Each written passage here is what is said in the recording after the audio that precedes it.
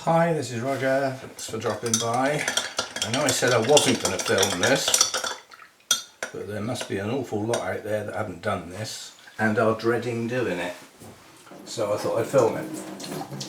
It won't be the first time I've filmed it, but calibrating a pH meter. First of all, a chat about these type of pH meters, that shape, yeah, and size.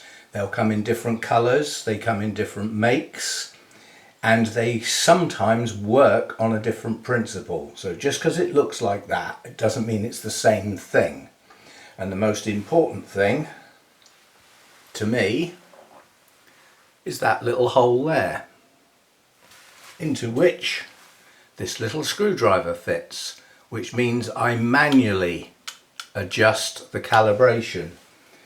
You need to go careful. There's a lot of so-called automatic calibration type ones out there and they're based on the solutions that you get, which are sort of standard. There's I think it's a 4, then there's the one that I'm going to use, 6.86, which is far more accurate than I need to be, and then there's another one up around 9.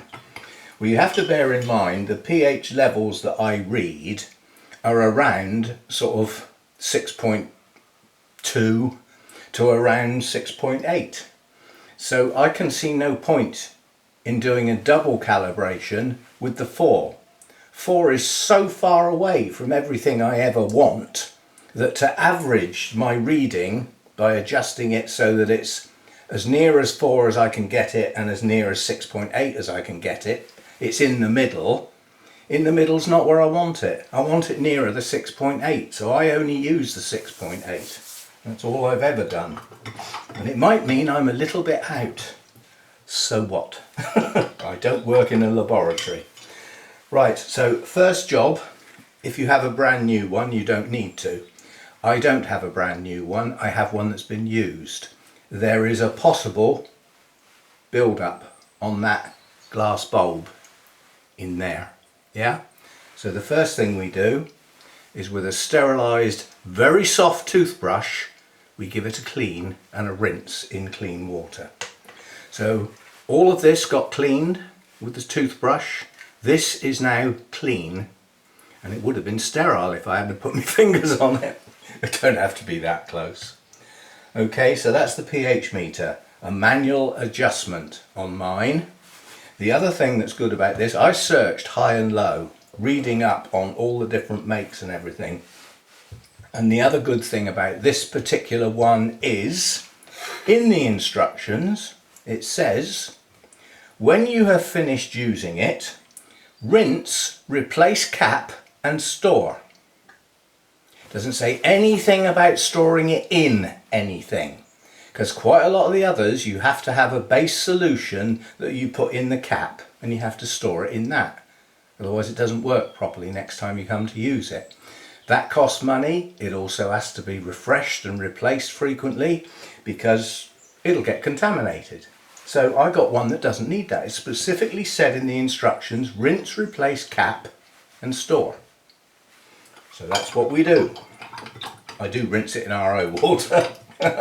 The other thing you need to know about these type of pH meters, and probably even the more expensive ones, is there's not a lot of good in dipping that in your RO water to find out what the pH is, because RO water is virtually pure. If these don't work in pure water, they've got nothing to get hold of. So you get a reading that just wanders all over the place because it can't get a fix. But one can assume that pure water gone through an RO unit that's working properly should come out the other end with a pH around 7 or slightly less, because it's taken everything out of the water. There's nothing left. Yeah, that's the theory. So I'm using one of those. Yeah. These are standard, you can buy them anyway, you can buy them in bulk if you think you're going to do this every week. I don't. It's the first time I've calibrated mine for some time. And it may well be out. And I'll put it right. But I'm not doing it every week, it's a faff. First of all, the jug's got to be sterile, it's got to be clean, yeah?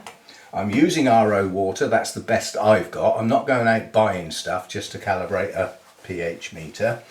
And my jug has exactly 250 ml. That's the most accurate measuring tool I've got. So up to that line is 200 ml, and then up to there is 50. That gives me my 250 ml, into which I've poured every scrap of that. And when I say every scrap, I mean it, because when you tear it at the given point, there's nearly always some left in there. You need to open that up and hook it out. You need every bit, or you won't get an accurate reading. And given that it's not a large volume of powder, the difference between leaving some in that torn off bit and actually using it could be a few points on your pH scale. Right, so that's what went in there. You have to make sure it is fully dissolved. That's been in there some time now, and I can't see any bits left in the bottom, so I'm going to class that as fully dissolved. The other thing is, these powders are subject to temperature. So what you've got on here is degrees C. Okay, there's some been torn off the bottom. Degrees C, and then you've got, if you're using the pH 4 down here, depending on the temperature, it could be between 4 and 4.06. Do we give a monkeys? No, we don't. Now on the one that I'm using, the 6.86, at 10 degrees that would give you a reading of 6.92, so just above 6.9. At 50 degrees, apart from burning your unit, we won't go that. We won't be silly. At 30 degrees it would be 6.85. It's 6.86 at 25 degrees.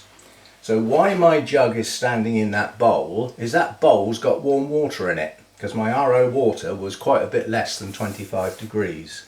And why I've got my TDS meter out is it measures temperature. This has also been thoroughly cleaned and sterilised. And I'm not going to measure the water in my jug with it, because that could possibly be a contamination. I'm just going to measure the temperature of the water around it.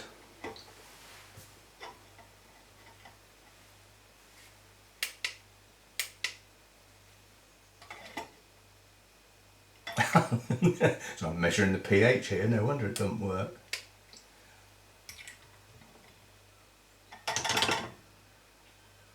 Right, that's saying it's 23 degrees, which as far as I'm concerned, given the gaps on here, you know, it goes from 20 to 25. 23 is close enough to 25 to me not worry.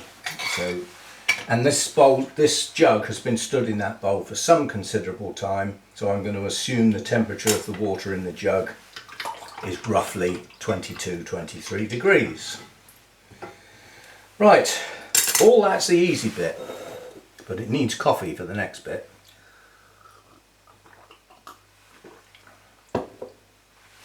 The next bit is to get the pH meter to take a reading.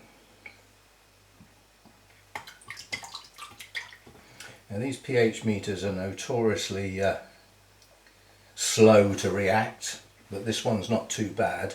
What I normally do is I stand the pH meter in a sample of my feed water in a smaller container at the right depth so that I don't drown it.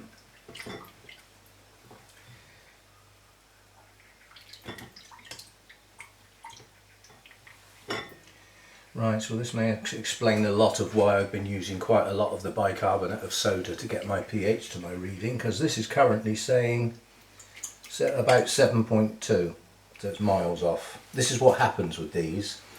Now the little screwdriver goes in the hole and you turn it slowly until you feel it click, which means it's now locked onto the screw.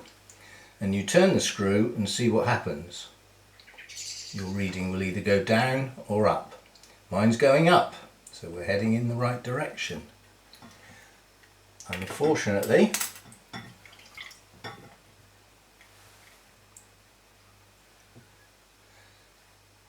we've got up to 8.73. What are we aiming at again? I've forgotten. 8.8 it's supposed to go up to. Well, I think I've just turned the screw as far as it will go. We will try again. It seemed to sort of stop, as though it's had enough. Because obviously the screw can't turn indefinitely.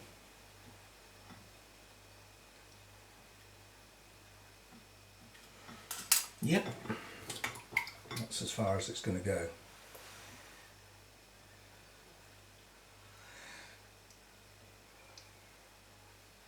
Right, well that's good. So we've got it well up now. So now what we now need to do is bring it back down again. I always go from high to low, not low to high.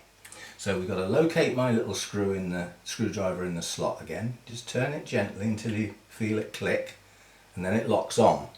And then holding it in place, we now turn it the other way. Gently.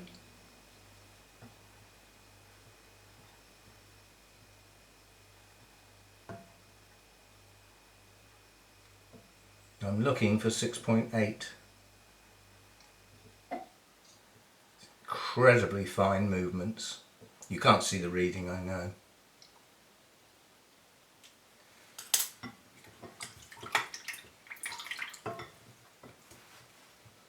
I'm down too far now.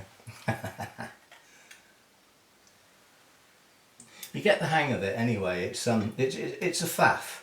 And what if I was doing this absolutely properly, I'd now have to take it out and put it in the 4 solution and try and get it to read 4, and then put it back in this one and trying to get, and every time in between, moving between those two liquids, you have to make sure you've rinsed the unit thoroughly, because if not, you'll put some of the 4 solution in the 6.8 solution and you've just messed it up. It's a delicate balance.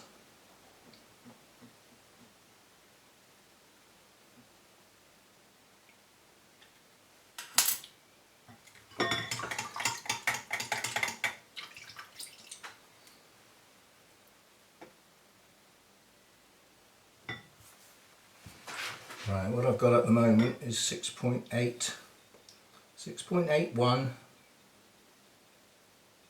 6.82. It's hovering around there. We need to get up to 6.8, 5 or 6 really, so it could do with going a little bit higher. Trouble is, if I touch it again now, it will skyrocket. The slightest touch to this little screw and it moves considerably.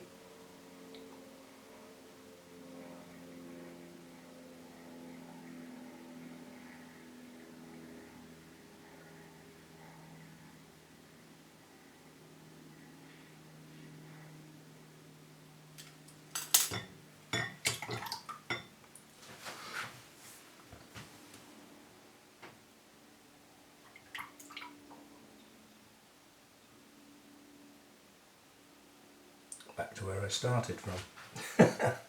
This is such a fine adjustment. Now an automated one, you do this in seconds because you press and hold, and when you let go it sort of does its thing. But the trouble is, I had one where it was so far out that it didn't recognise the solution, and because it didn't recognise it as a solution, it refused to calibrate, so I had to throw it away. Which is why I always get a manual one, and although it's a bit of a faff,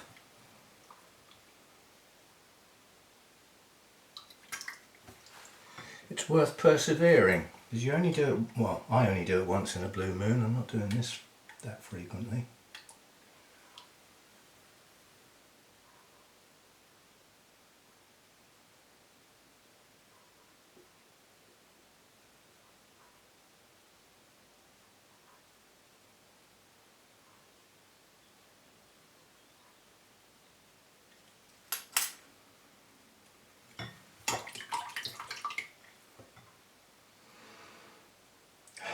This is the bit I don't get with these. I just set that at 6.8. It was 6.86 actually, it was spot on.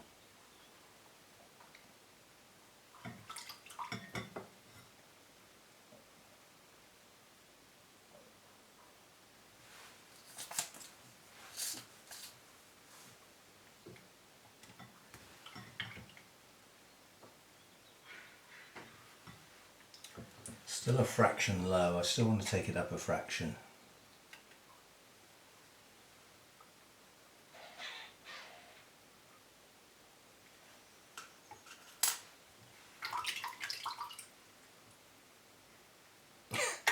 We've gone 6.9, 6.923.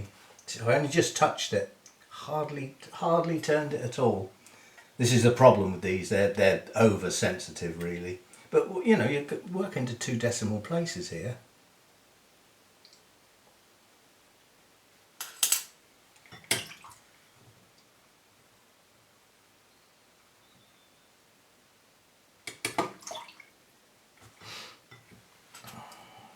I'm going to give up in a minute and throw it in the bin.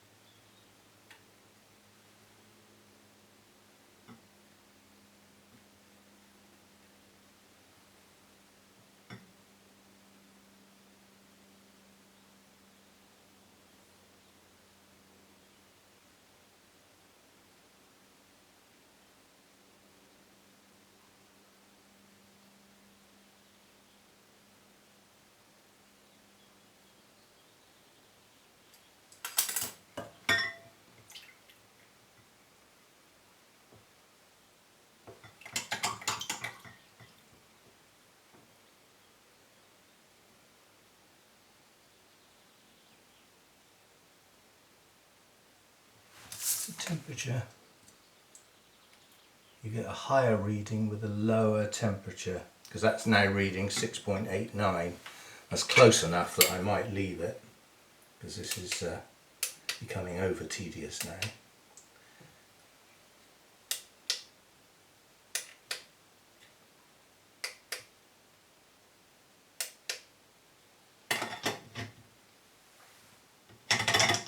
Yeah, the temperature's dropped a bit, so it's down to 20 now. And at 20, we're supposed to have 6.88. Well, I've got 6.89. That'll do. As I said, we're fiddling around with 2 decimal places here. And am I ever going to use that second decimal place? Well, the answer is no, isn't it? I'm going to be looking for 6.5, not 6.5 something. So whether it's 6.51 or 6.59, I'm probably going to take no notice of it. So basically I'm happy with that. What a faff. See, now that's covered in that solution at the moment. So my instructions say rinse, replace the cap and store. So we'll have some clean water. We'll give it a rinse and hopefully that should take all of that solution off. And then we'll replace the cap and store. And that's all I ever do. Well, after I've used it, I mean. So, yeah, tedious. And you can see why I don't do it very often. But it was quite a long way out. And if you don't do it, you have to sort of work it out. How often do you use it? And how often does it go out? And the only way you can find out how often it goes out is to recalibrate it. Yeah? To find out how long it's taken to go off. Now, I could recalibrate that tomorrow and find that it's gone off. Or I could do it in 2 weeks' time and find that it hasn't. That's how good these are. They're rubbish. They are rubbish. And I've tried 5 or 6 different types and I've yet to find one that is either accurate and a faff, or not that accurate and not a faff. I've yet to find one that isn't a faff and is accurate, and that doesn't need a lot of us mucking around to look after it all the time. Do you know how I look after that? I make sure I've turned it off and I put it away, and that's all I ever do. Now, why can't somebody get one of those to work like that? And I would pay gladly to have one of those that I could just use, rinse off and put away, and it would remain accurate for a long period of time. But I'm not paying £200 or £300 for one. Not when you can pay £10 and have a faff. And perhaps get a new one every 6 months. I don't know. Anyway, I didn't want to film that because it just worries people. There's lots of people out there feeding their orchids that don't ever even check their pH. Well, once I found out that perhaps I ought to look into it, because nutrients are available to the plants at different pH levels, I thought perhaps I'd better look into it. So I did, and I thought, well, perhaps I'll check it. And what I'm going to do now that I've got a calibrated one is I'm going to go and mix some feed up. So I will have my RO water. I'll clean the container first, and then I'll put some RO water in, and I'll mix up my MSU feed at 200 parts per million, and I will check what the pH is. Actually, I'm going to do this the other way round. I'll mix it up to 100 parts per million, check the pH and write it down. Then I'll bump it up to 150, check the pH, write it down. Then I'll bump it up to 200, check the pH and write it down. So that in future, when I mix up my feed, if I mix up my feed to 150, I don't even need to check the pH, do I? Because I'll have checked it on a recently calibrated one. So I'm going to go and do that now to save the faff. And if you enjoyed that, I'm going to say emphatically that you're pretty sad. I hate this job. I absolutely hate it, and it shouldn't be necessary. We're in the 21st century. Surely someone can invent one of these that just fundamentally works and doesn't keep going off. Doesn't need recalibrating. Why? What's going wrong in there? It's a chip. The chip can't go wrong, can it? So it's got to be the sensor. Well, invent a better one then. One that flipping works and doesn't keep going wrong. There you go. That's my rant for the day. Half a cup of coffee that cost me. See you next time. Thanks for dropping by. And please don't get all tied up with this. If you're starting to worry about it, switch the video off. Too late, you're already through to the end. But just forget you ever saw it. You know, there's people out there working and growing fine orchids without checking pH. See you next time. Bye for now.